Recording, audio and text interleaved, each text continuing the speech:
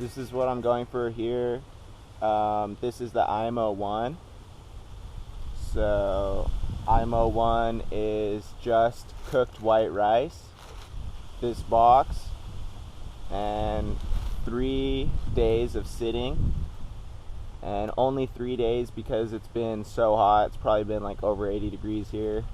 In the shade it's probably like 70, but the microorganisms are gonna like propagate super quick when it's like 80 degrees. So just checked it here at 3 days, and I got pretty much all the aerobic microbes, the aerobic being the white ones, and I got some different colors, which is good because that kind of like shows sign that there's like a lot of diversity and like different things.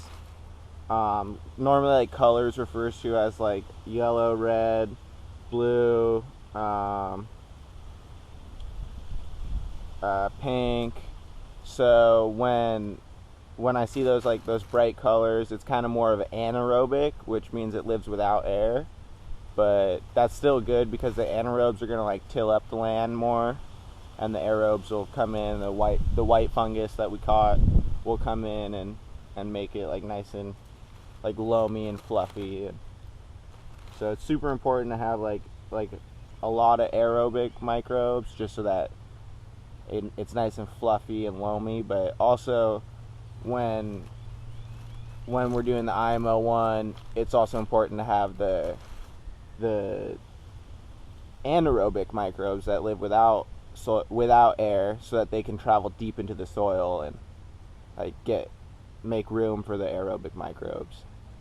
So like as they make their way down and find like anaerobic conditions, they create like little like micro holes like going down into the bottom of the soil, like the depths of the soil, and they make like these holes, and then as the holes are there, it makes their aerobic holes, so aerobic microbes come in and populate those holes, and then like eventually making it like fluffy and loamy. So we have like a little bit of both those microbes to do like a little bit of like both the functions. So IMO 1 is going to turn into IMO 2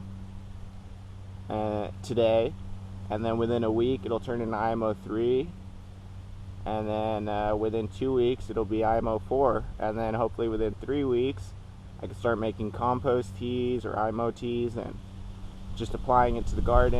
And yeah, it's going to be fun. IMO 1, stay tuned for IMO 2. Okay, one more thing that I wanted to share was that like the smell of it. So basically for me, I've been smelling like a lot of microbes, and I eat a lot of fermented foods and mostly raw. But like when I smell it, I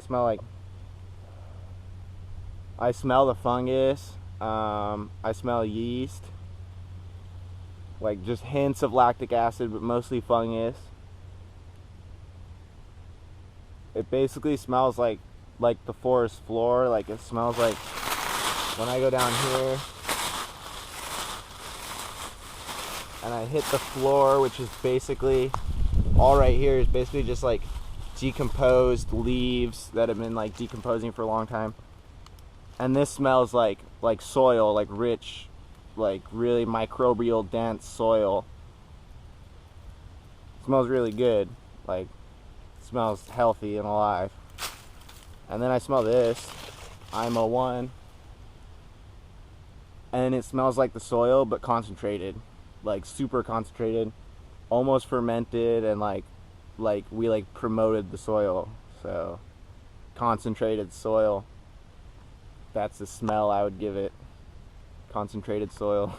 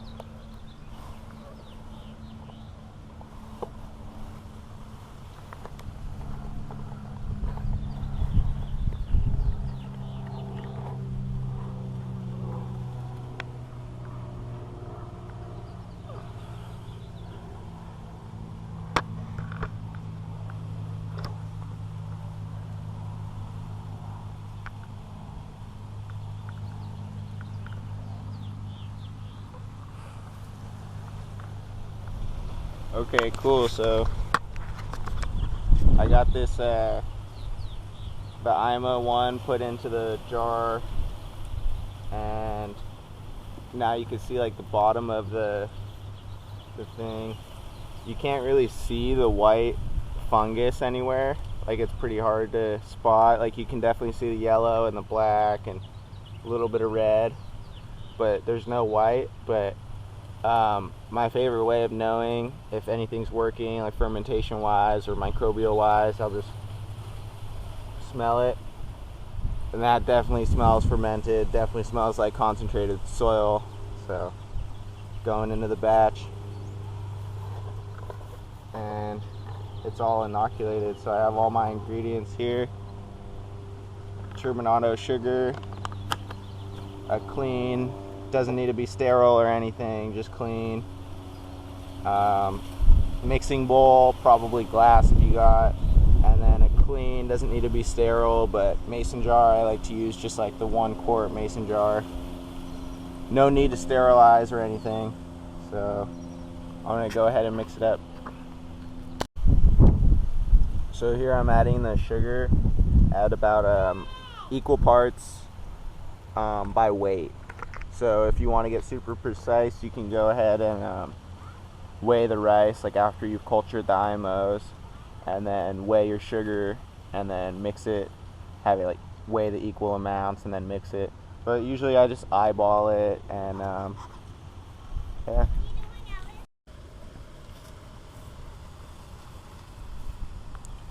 Cool, so here's the IMO 2 after we mixed it, or well, I guess it's the IMO 1 after it's mixed with sugar, so now it's IMO 2. So I did a little bit more than equal parts weight, but it's all good.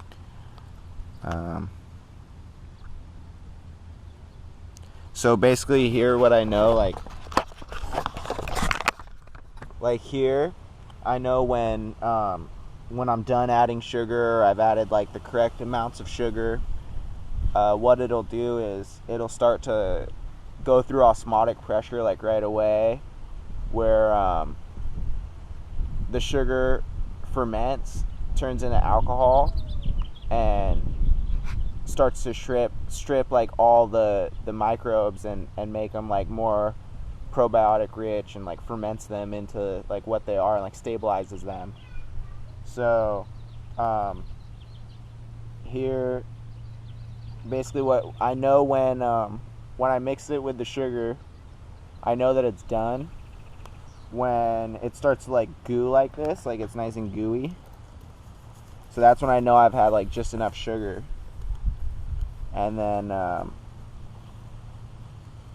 So what it is like the starches from the rice and the carbohydrates and starches from the rice attracted all the indigenous microorganisms, and then the sugar is going to be the food for them to keep living in the jar. So they're going to eat the sugar, ferment, and then they're going to turn into a like a stable state. So now I have all this fungus from the local area that I could use like whenever I need. Okay, cool. So my favorite part about natural farming is like that it doesn't have to be exact at all, not the least bit. Actually, it could be like 30% or something like over what we're shooting for, or 30% under what we're shooting for. Like you have a lot of leeway, like a lot of room to move around. But for anybody that wants to like follow exactly like what I did, I feel like it seems to work. If you want to like follow a recipe, I guess it'll help. So you need your brown sugar, turbinado, raw brown sugar, as raw a state as you can get, and then the box, the culture, the IMOs, and the dimensions of the box. I made this one 9 inches by like 5 inches, and then I filled it up with just under 2 cups. I cooked 2 cups of rice and then like ate a little bit of it, and then just like filled the rest up so that it's just like there's just about 1 inch, maybe 2 inches of room for the microbes to like puff up a little bit and culture. And then here, this is a quart mason jar, and then I probably did like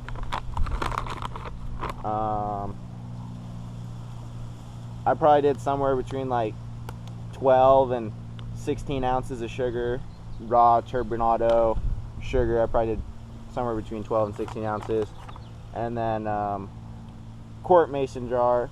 And then like the like ideal fermentation, anytime you're doing any fermentation, is 1/3.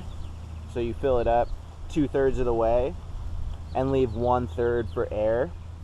And that's like kind of the golden ratio of fermentation, because that's like everything in nature works off of thirds and goes up one more by a third. So yeah, it'd be a little more ideal if I left like a little bit more air, but again, nothing's exact. So, and then I'll just get this, put this on here like this.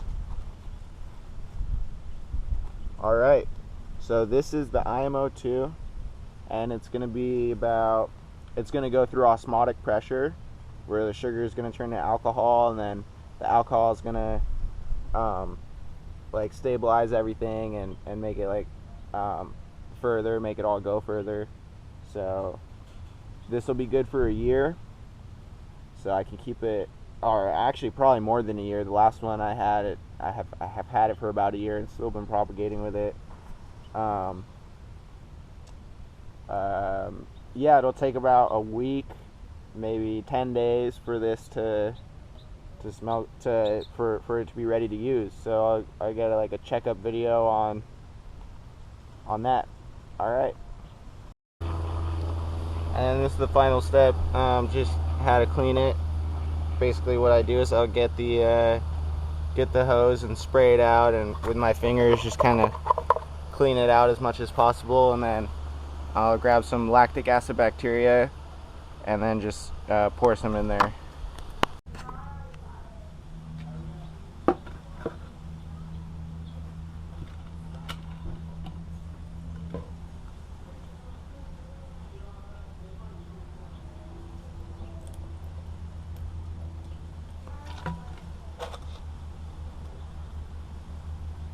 Cool, and then the idea behind this is that the lactic acid bacteria will go in and eat any pathogens, and then just leave it like as like a probiotic box ready to capture another set of IMOs.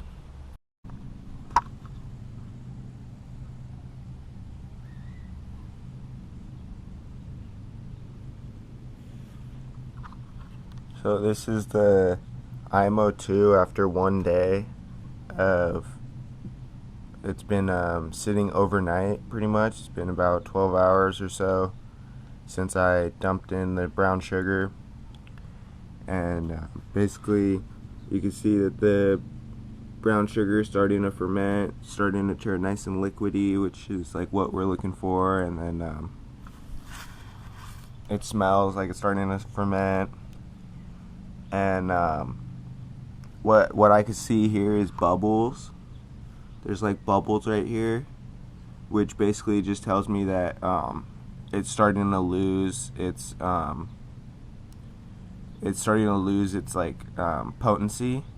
So to keep it like living and nice and like dense, what we do in the morning time, every morning, as early in the morning as possible, like close to sunrise, just come in with anything that you can get from nature, like a stick, and just come in and stir it super gently.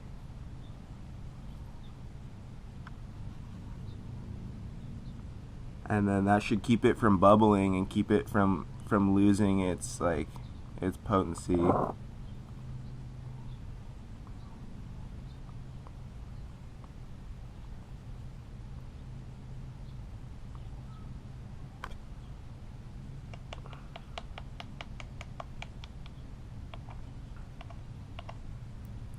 And then I'm just gonna leave it in a dark, cool place.